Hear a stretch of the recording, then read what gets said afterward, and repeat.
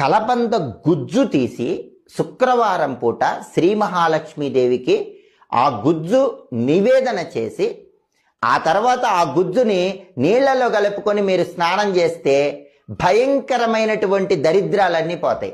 అష్టదరిద్రాలు పోయి అష్టైశ్వర్యాలు కలగాలంటే శుక్రవారం ఒక అద్భుతమైన పరిహారం పాటించాలి.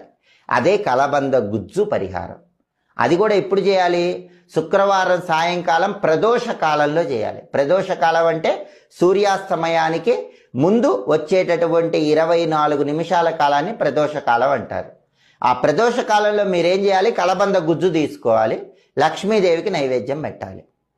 ఆ తర్వాత ఆ కలబంద గుజ్జు నీళ్లలో కలుపుకొని స్నానం చేయాలి. మీకున్న అష్ట దరిద్రాలు తొలగిపోతాయి.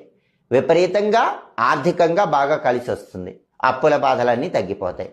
అలాగే మీ ఇంటికి ఉన్నటువంటి నరఘోష, నరపీడ, దృష్టి దోషం